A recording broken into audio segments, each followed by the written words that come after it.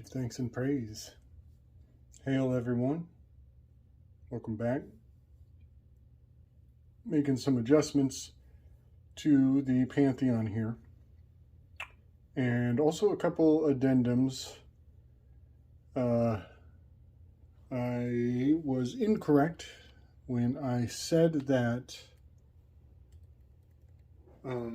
Uranus has twin moons that create a very harmonious DNA strain shape. It's actually Neptune. Neptune has that fascinating two moons. Did I forget their names already? But I find that fascinating because Neptune, it's got the word tune, musical. Again, I mean, the harmony of the spheres is a very ancient concept, and it's been proven out in really interesting ways. But it's really nice when the moons seem to display intelligent design.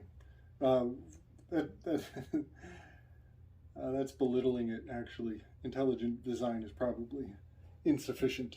But I just wanted to make a caveat. It was not Uranus that has those moons, it's Neptune. Neptune also has one eye, or a dark spot. Many of the planetary bodies seem to have dark spots. I find that fascinating, as they all resonate at the 19-degree latitude. And 19 is a very sacred number, and we will be getting into the 19s of it all. It relates to the monotonic cycle, but it also relates to the 1 and the 9, the 1 through 9 of the Enneagram, and also lunar standstills are at 18.6 year frequency. All that aside, I'm just going to, before I make these major shifts, because we're moving into a new matrix of relationships and storytelling and dynamics. I brought Hades up. I find it kind of fun to put him in the place of the peacemaker and the slothful aspect up here, because he's the guardian of the dead, and they're not going anywhere anytime soon. I just think that's, rest in peace. It's kind of funny. It's kind of funny. Also the fact that skeletons are perpetually smiling. It's very funny to think about. That there's a sense of humor involved in this Lord of the Underworld. And he does seem, that's another thing, he is contented. He likes to sit back and watch the world burn, almost, and self-congratulations for being so removed. So, we got Hades up here as the peacemaker, and Zeus cannot stay in this characteristic of the one, the wrathful one. Zeus has to shift, and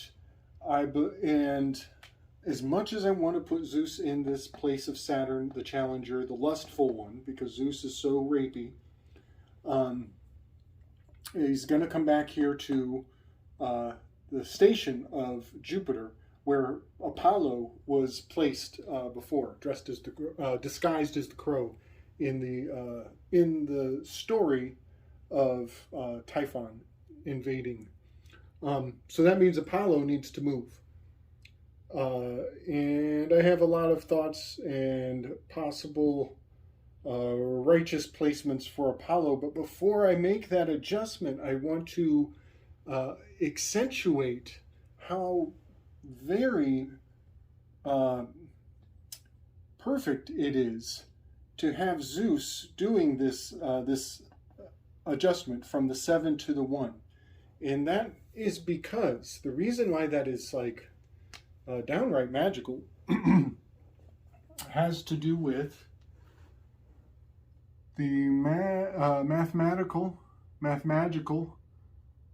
equation of 1 divided by 7. And big up to Elsie King for dropping this in my lap recently, man. Like, this Enneagram thing really just keeps on keeping on in a major way. So 1 divided by 7 is a very sacred equation. And when you roll it out, it reveals a beautiful harmonic. Let's see. 1, 4, 2, 8, 5, 7. 1, 4, 2, 8, 5, 7. And watch how that brings forward the 1s, 2s, 4s, 5s, 7s, and 8s. Watch this movement here. 1, 4, 2, 8, 5, 7. 1, 4, 2, 8, 5, 7. 1, 4, 2, 8, 5, 7. Over and over and over. That's actually what happens here. So when you divide the 1 by the 7, you bring forward the personality aspects that are not the 3, 6, and 9. And that is absolutely marvelous. And I'm going to link a YouTube video that explains this thoroughly. It expands on this to whole new levels. And I do believe there's something very magical and musical about that dynamic of dividing the 7 by the 1. So there is a super powerful mystery living inside of this movement of having Zeus come out of his Jupiterian nature and take the role of this Aries, the Mars. So we're going to remove Zeus from this station, and we're going to put him in here where Apollo is. And it's not as simplistic as placing Apollo up here. Oh, maybe it could be. I am actually tempted to just very simply place Apollo in here with the perfectionist, as Apollo and Apollonian perfectionism is actually key to his persona. But I have to resist that urge. I really have to resist that urge because I believe that Athena belongs in the place of perfection. And I think that Athena's shadow aspect will become Aries. And their relationship is very interesting because Athena, she eventually becomes removed from her refinement. She's very high-minded as a perfectionist, and the entire culture built up around Athens was very beautiful and thrived on excellence. However, it went through a fall and became very wrathful, and so the war culture ended up setting in ultimately. So I believe that Athena is going to take that place of the 1, the perfectionist, with a shadow aspect of Aries, as she is a natural-born warrior. Now, another thing about putting Athena as the 1 is she is born through parthenogenesis. She's born out of Zeus when he eats Metis, who is a famous shapeshifter, and he gains her. He eats her because there's a prophecy that her second child will destroy Zeus. So he eats her such that only one of the children can be born, and that child is Athena. And that's very wonderful that it has this 7-to-1 relationship to Zeus's position here as Jupiter because of the parthogenic birthing that happens out of the 1 and 7 relationship. Now, what is wildly harmonious is that Hera, as a number 2, she expresses the very same parthogenic relationship with Hephaestus, with Vulcan. He is born with no love. He is born without a father. And so in the absolutely wildest of ways, the dynamics of Vulcan and his relationship to Hera are a strange inverted reflection. This 8 to the 2 is a strange inverted reflection of the 1 to the 7 here, making the sacred X at the very tip top. So I'm not fully decided what to do with Apollo just yet. I believe he needs to stay in the Logos, in the Plato, this Platonic think trine of the Enneagram. He is a twin to Artemis. He has the golden bow, 79, the golden bow. Artemis has the 47. She has the silver bow. There could be an argument made that they are representing different asteroids, asteroid cycles, and that the colors of their artillery could be encoded very beautifully in the different spectrums of asteroids that come from different locations out of the heavens. There's something really lovely about that possibility. So I will be thinking about this very thoroughly as we are about to shuffle and redesign this whole construct that we've put together. But I'm quite convinced that Zeus has to come back to this position of the 7, the enthusiast. I do want him up here as the lustful challenger. I'm even tempted to put Zeus in the middle because he is a shapeshifter. And he gets down with everybody. You know, it is very tempting to put Zeus here. But I'm going to think about it, and we'll come back and move forward. But before I take that little break, I want to talk about the Adams and the Evens. In this story, from the original setup with Pan up here and Typhon invading, it just stood out that the odd numbers are masculine and the even numbers were feminine, as we have Hera is a 2, Aphrodite is a 4, Artemis as a 6, and we had Typhon playing the role of the 8. Typhon, definitely a masculine character, but was born out of Gaia. You know, these titans, this renegade challenger bloodline definitely seemed to have, its roots in the feminine. So that was just an interesting observation that I wanted to pull forward from my last installation there. That the Adams are the Adam is the odd numbers, evens being the 2, 4, 6, and arguably the 8 in there. But one more thought. Apollo's birth story actually relates to him breaking away from his bonds, or his bands. Let me see if I can read this.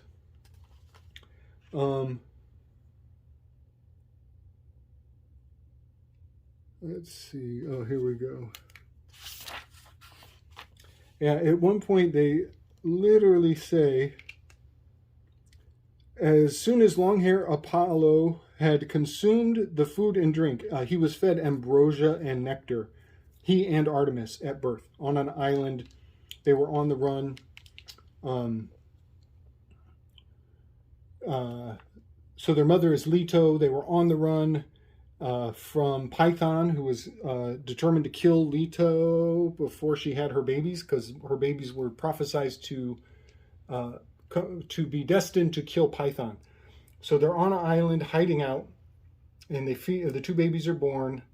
and they're fed nectar and ambrosia. As soon as long-haired Apollo had consumed the food and drink of the immortals, he kicked so vigorously that he broke the bands and removed his confining infant sheet. While his attending relatives gasped in amazement, he matured before their staring eyes. Then the young golden-clad god announced, "I want to carry the carved silver bow and the lyre, and reveal to mortal men the will of my father Zeus." With these words, far-shooting Apollo left the goddess and set out to find a location for his oracle. And then he goes off to kill Python, and take over his oracle. And he becomes musically inclined. And then there's actually a contradiction in there. He can't, mythologically, he can't be born with the lyre just yet because he has to have conflict with newborn Hermes, and they have an exchange, and it is much later that he attains the lyre. But the bands thing is really getting me because the planet Jupiter is described, literally the words that they use for Jupiter is bands and chords. The different ribs. Jupiter is also Job. Job is silver-haired. He fasts until his ribs are exposed. He's tormented. He's obedient.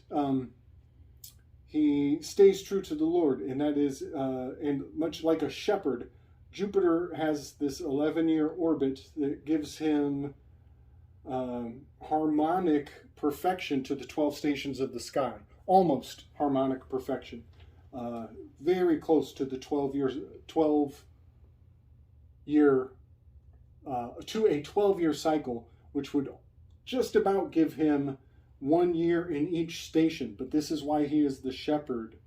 He plays the role of the shepherd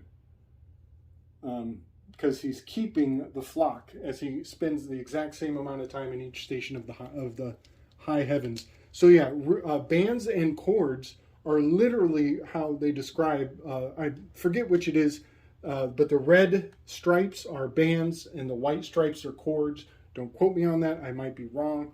But it is very compelling that Artemis and Apollo are both twins. They both have the archery. And I think that there is a metaphor also for being so musically inclined. So there is something very strong about the music with this particular bloodline. And that makes sense for these logos thinkers, for the high-minded, future-oriented. You know, in order to be a good musician, you got to stay in the pocket. You got to see into the future. So I'm tempted to make Apollo the shadow of Artemis, as I'm going to do with Ares and Athena up there.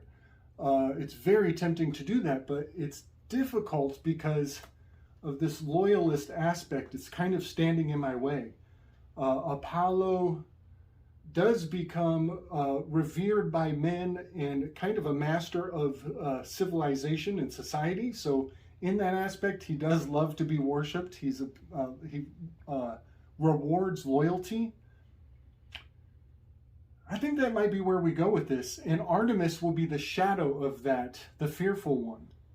I'm getting all crazy with my colors. I think I'm deciding right now as I speak to make Apollo and Artemis shadow aspects down here. Because Artemis prefers to stay in the wilderness. She removes herself from the city. She doesn't want to be in the city. So I would say maybe Apollo is the city aspect that rewards loyalty, civility, obedience. And Artemis, she is the guardian of the wild. She of the wilderness. And they are both hunters. That's a very interesting aspect, that they both play the role of hunters. In many myths and fictional stories, you'll see brother and sister, male and female bounty hunters, or people who are in a strange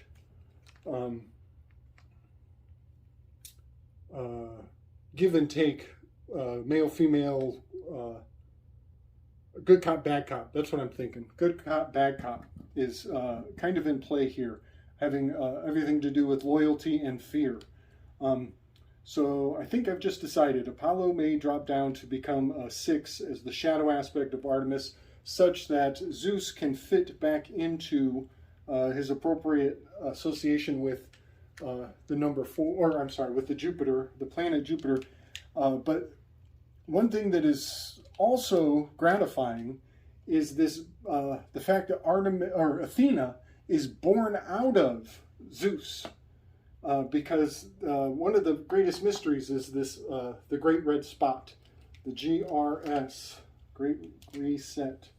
The GRS is, I believe, venerated by our money, our Mon I. We are still worshiping Zeus in a major way with our Mon I. And so the Great Reset is right on time for the Great Red Spot of Jupiter. This storm is actually diminishing. It has been for quite some time.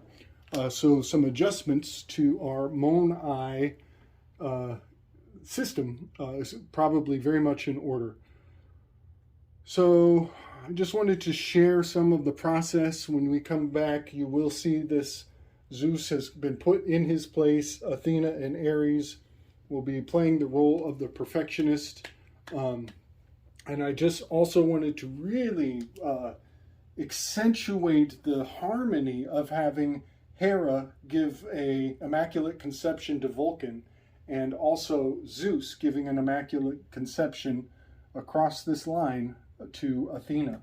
It's very, very lovely how this is all playing out.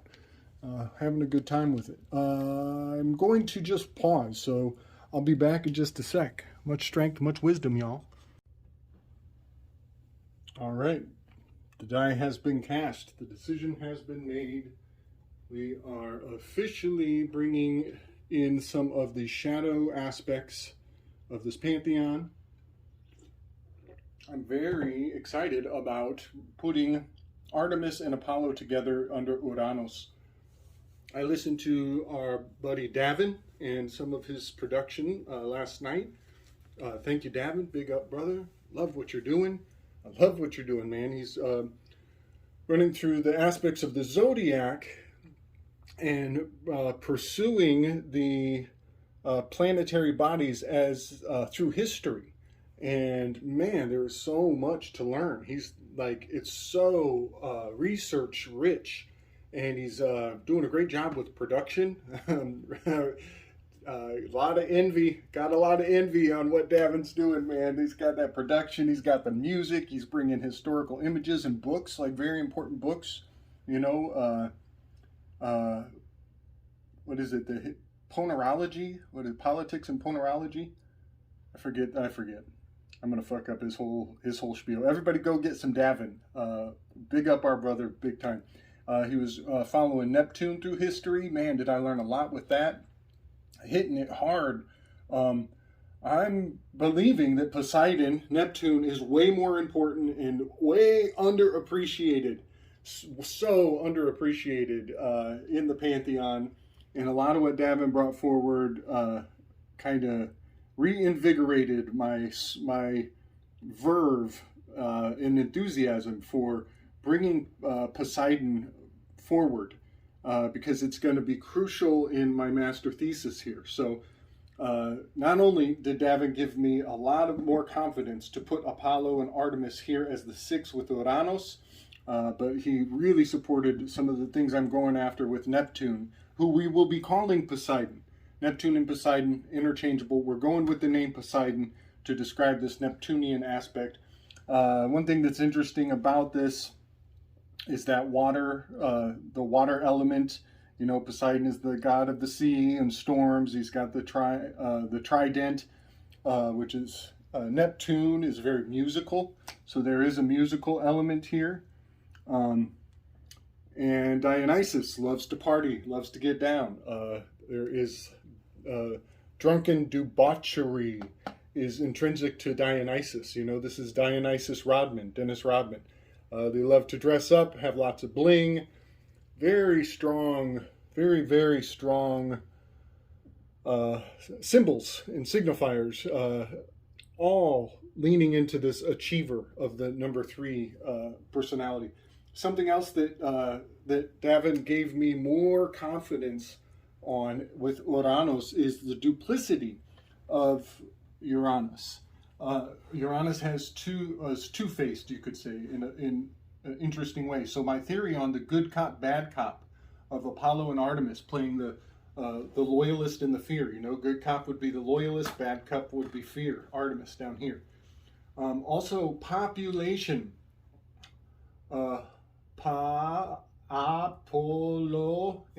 Population. Apollo is in the city. He is city folk who think they're so smart and make fun of the country folks over here in the field. But Artemis is the patroness of the wilderness. So maybe you could actually say city folks are clowning the people out in the wilderness. So this would be the public, would be the populace, and the private would be out in the, in the forest. So yeah, I'm even more convinced. Also, the planet Uranus, it has a super interesting 90-degree tilt. Its orbit is funky as hell. Just trying to wrap your head around what they're trying to say that means. It's a thought experiment in and of its own right, but it has this very strange axial alignment. It's funky as hell, and it has two faces. It has one side is more illuminated than the other, so it has a dark side with this Artemis. Also, I want to point out that Hecate, she wore the cat mask. This is so important because the number 6s are over education,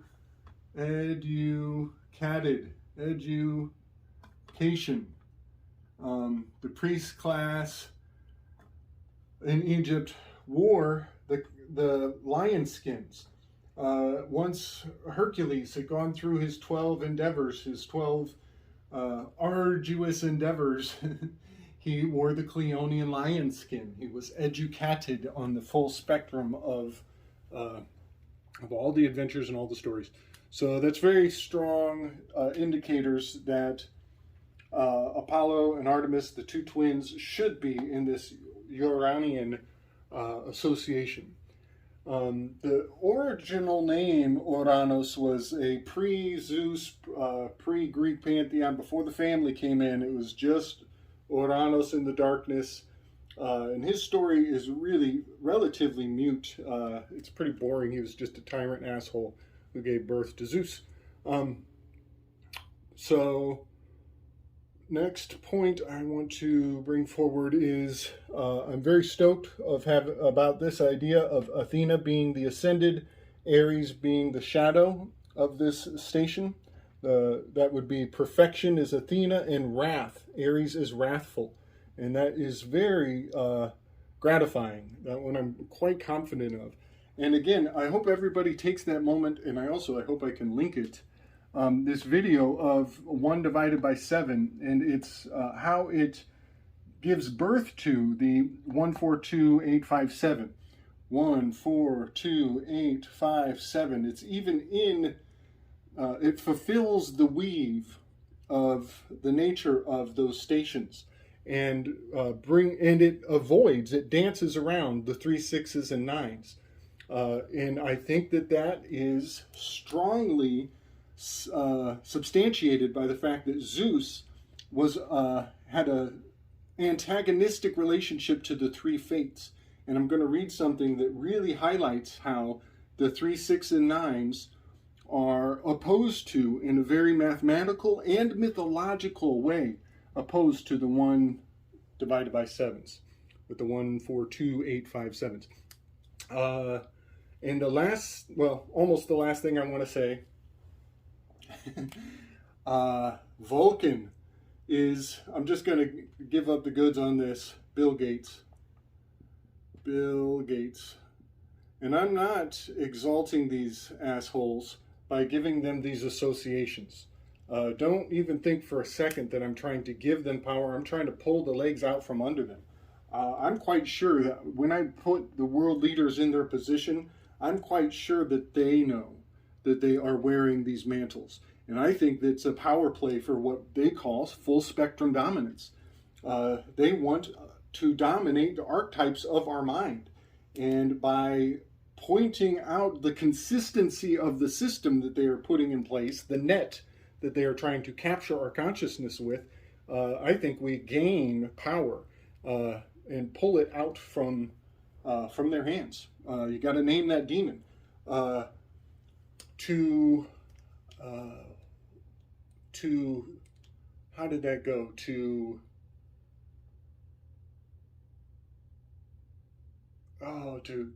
summon, to command, to I'll try to bring that up in the next one. I'll go back and find it again. The glorious nugget in Chance's last interview, but I'm getting off track. I'll bring that one in the next video. It was really so many nuggets floating in that gravy, but I want to highlight one of them. Anyway, so Vulcan has a very interesting story. He trapped Hera in her throne. That is definitely not just an eclipse. I think it's lunar standstills that are encoded in Vulcan trapping Hera. I believed initially that it was just the solstice, which is also a fit. So the solstice is when the sun stays at the two solstices, summer and winter. But I think an even deeper metaphor for this is the lunar standstills, the north and south nodes, as they are related to the serpent. And in some cultures, the north node is the head, and in other oppositional cultures, the north node is the tail. And then likewise for the south node, they invert. Different cultures actually attribute opposing value to the opposite nodes, giving the cultures themselves a yin-yang relationship where they see things opposite from one another. So that intrinsic diametric positioning of our consciousness is crucial to understanding the program. You know, this is why Greeks read from left to right and the Hebrews read from right to left. And ever since, there's been a bit of animosity just baked into the way that they perceive one another. So I'm way off from what I was going to get into. So Vulcan, watch the nature of this 142857 relationship play out here, and just notice that we are actually following these lines in a very interesting way. So Vulcan traps his mom, and he gains access to whatever he wants. He's granted the opportunity to make a request. And he asks for Athena's hand. And Athena, she's too much of a perfectionist. She would never be with such a ugly Bill Gates looking motherfucker. So she rejects him because she prefers to stay single. And instead, he gets the consolation prize of Aphrodite, becomes his wife. And I doubt that she was interested in that. But look how the 8s and the 2s bounce down to the 4s. Isn't that interesting? And now Aphrodite was not faithful. Aphrodite was running game through the she had a backdoor man. Ares was delivering the milk, and Vulcan found out about it. So Vulcan set a trap. He put a net above his bed and pretended to leave, and then Aphrodite and Ares were getting down. Look what that does. That gives you Mars and Venus. And he drops the net. It's an invisible net, and they are trapped in the act of coitus. And then he invites the family of the pantheon to come and mock them. And actually, in the story, the female goddesses, they have prudence and they are reserved. They choose not to go and participate in the mockery of Aphrodite and Ares, Venus and Mars, in the act of coitus. But the males get a real kick out of it. And this is, I believe, the invention of porn. This is porn, psychologically. So it gives a Vulcan, this crafty motherfucker, this challenger, it gives him archetypally the role of having invented porn by freezing the beautiful male, beautiful female in the act of sex. So while, Hermes invents music, Vulcan invented porn. I think that's so profound as we are putting that attribute into this station, the Saturnian deep state, Saturnian challenger aspect. And, not only Bill Gates, but you could probably put Zuckerberg, all the assholes. Fauci, I call Fauci is up here. So I just thought that was interesting, and I wanted to point out, this is kind of like the, also the immortalizing of the story of Adam and Eve, naked in the garden and shame, bringing shame upon the most beautiful and most masculine, the most machismo of all the aspects, of all the archetypes. So you could say Vulcan trapping them and having all the other gods mock them is to say that Vulcan even crafted the story of Genesis, as Vulcan is assigned the Hephaestus is given the charge of crafting the sword of fire that makes this figure 8 that cast Adam and Eve out. So the animosity of Vulcan towards the Mars and Venus is very profound cross-culturally. One more quick fact: problem, reaction, solution. You can do this with a lot of acronyms, FBI, ABC, CNN, all these 3-letter acronyms. You can roll them into the 3 trines as well. Problem would be past, reaction would be choice, act, body, and solution is think, how you're going to go forward in the future. Subject, noun, and verb come into play up here. You would have, let's see, noun, verb, subject. A lot of things going on here. The LAW, the law, that's the land, air, and the water. Land is the gold that the 3 wise men brought. Air is the frankincense. Water is the myrrh. So you can also weave all of the 3-letter agencies will fit into the Enneagram in a major way. So I'm just wanting to bring forward some of that versatility. And I really hope, I think I already said this, but I hope everybody can look at the 1 divided by 7. It becomes very sacred, it comes to life. These numbers have life, they have habits, they have dependable outcomes that you can expect their behavior to articulate over and over. So next I want to read something that I think is super important. It's like a very short chapter in this book that I've been sharing, The Mythology and You by Donna Rosenberg and Sorrel Baker. This chapter has some names that are so hard to say. Look at those names. What the hell? Those are some awesome names.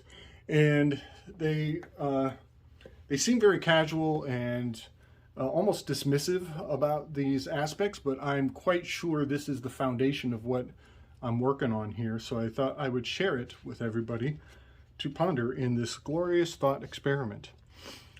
So, like all immortal loves and offspring of Zeus, Themis, Mnemosyne, Eurynomy, and Dione were presented in these 2 chapters in the chronological order in which Zeus loved them. They are grouped together because they have no major myths of their own that reveal their personalities, although They and their children play immortal roles in many of the Greek myths. Therefore, their stories are much less dramatic than those of the Titans and those of the gods. I think what they're telling you is that these are the stage. These are setting the stage. These would be the props. You know, if all the world were a stage, and then the fates would be like, you know, why you have the lighting coming from one direction. You know, these subtle indicators, the nuance, the fine details. You know, why you have trees that are green over here, and you might have a tree that is yellow or gold over here, you know, indicating the seasons and, you know, craftily implying the nature of the realm psychologically. So yeah.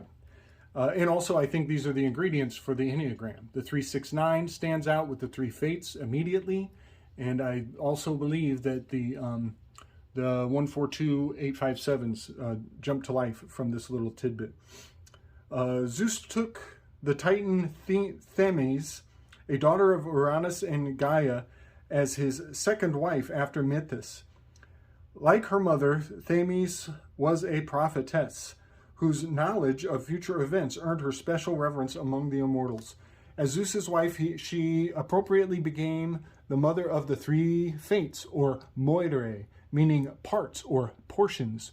The fates distributed each mortal's destiny and bowed only to Zeus's will. The first of the three, named Clotho, the spinner, spun the thread of each mortal's life. The second fate, Lachesis, distributor of fortunes, measured the thread of each mortal's life, thus determining its length. The third fate, Atropos, the inflexible, was the most feared by mortal men because she used the dreaded shears to cut the thread of each mortal's life, thus determining his death. Originally, the three fates pre-Olympian goddesses were pre-Olympian goddesses. They were powers beyond the control of Zeus. The power of the gods, too, was subject to their will. In time, they became part of the Olympian family, their chief role being to determine the destiny of mortal men. As the Olympian religion developed and male gods became more important, Zeus gained some degree of control over the fates, which made them less awesome to both gods and men. Now, I'm going to get a little heavy-handed. I have to. I just have to. You know, they're writing this off as kid stories. But I don't think it's rainbows and unicorns, folks. I think this is fucking life and death. I think that the three fates have been captured. They have been tamed and put into use. This is usury. This is trust law. These aspects, these are, the three fates are our present day obstetric practices. This is the cutting of the umbilical. This is why the courtroom, this is why you're considered a monster if you don the persona, the mask of the strawman name. The proportioner of lots, that is, not only is that the Federal Reserve, the printing press, it's also speculation, the Dow Jones. This is where your little number, your number gets bought, traded, speculated on. The value of what your worth is to the machine. It's so profound. And the Weaver, Clotho, she is the news. And this is trying to divine future outcomes. These are the readers of the auguries. This is the fourth branch of the government. This is the seeing eye of the A. You know, they tell you to go buy masks, while behind the scenes, Dow Jones is taking all the money out of toilet paper and putting all the money into mask making. You know, also the courtrooms, you know, they know what's coming. They know they are positioned by perceiving the future. They have positioned themselves to take advantage of the inevitable fallout of these huge events. And all of that is part of what we are hopeful to dismantle. So I just wanted to point out that what sounds like bedtime stories is some pretty hard-hitting malarkey, if you ask me. So now this fucking name that I can barely say, I'm quite sure this character was intrinsic to Matrix. The producer of Matrix was doing some ritual online venerating this character. I can't even say their name, which is part of the magic. They love names we can't pronounce. They really love names we can't pronounce. The more exotic, the more whatever, fuckery rich. Mnemosine,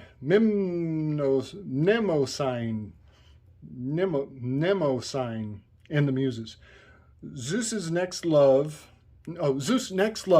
the Titan Mnemosyne, whose name means memory, a sister of Themis, and through her became the father of the 9 Muses. The immortal Muses created the alphabet and poetry. Consequently, poets prayed for them for artistic inspiration. Although poets often invoked the Muses, they seldom used their names. Originally, there were 3, called Melite, practice or attention, Aeode, A-O-E-D-E, Aeode, song, and Mneme, which is memory, M-N-E-M-E. Later, their number increased to 9, and their names changed. Calliope, beautiful voice, who became the mother of Orpheus. Clio means celebrate. Melpomene, singer and dancer. Euterpe, happy, delight. Erato, lovely. Terpsichore, enjoyment of dancing. Urania, heavenly. Thalia, the good cheer. And Polyhymnia, good songs. Although the Muses were involved in the particular sphere that they were named for, they each crossed over into other areas, and classical writers were never agreed as to what particular responsibility they had. That is so fun. That is very much what we're trying to do with this project. Uranome and the Graces. Then Metis' sister, Eurynome, bore Zeus 3 beautiful Graces, who gave beauty and other gracious gifts to mortal men. They were called Aglia, A-G-L-A-E-A, which means radiance. Euphrosyne means merriment, and Thalia, good cheer. However, the Graces, like the Muses, varied in number and name depending upon the writer. They have been painted by artists more frequently than they have appeared in the Greek myths. I wanted to bring those Graces out as well, and I find it fascinating that they are visual. They are more commonly painted than they are named, and that really reinforces the ingredients of ambiance. That's what I'm saying, that these are these subconscious subtle cues that are used in stagecraft to grant ambiance and imply psychological elements into the visual experience. So that wraps up that installation, and I'm going to really remove a lot of this peripheral chicken scratch. So I just wanted to get the process put forward so that you could see into my mind. I really found the Pornhub concept of Vulcan trapping the 1 and the 4 together, which, by the way, 1-4 plays into Adam and Eve. I've said this before, but AD is 1-4, AM is 1-4, and Eve, E-V-E, is in ordinal reduced is 5-4-5 equals 1-4. So the Adam and Eve encoding this 14-14-14 and the lunar significance of the 14 and the 14 palms of your hand. Apprehending this is very important. And Hephaestus Vulcan plays a heavy role both in Greek and Christian mythology. So there's so much going on with all that. Also, you know, the 1 divided by 7 starts off with the 1.14. So yeah, a whole lot of pattern recognition to share. I just needed to get some of the process put on the record before I jump into, you know, naming some of these assholes who are playing on the stage and, you know, maybe demasking them. Pulling their mask away and revealing them for the wannabe Enneagram actors that they are. All right, y'all. Strength, wisdom, love, and respect.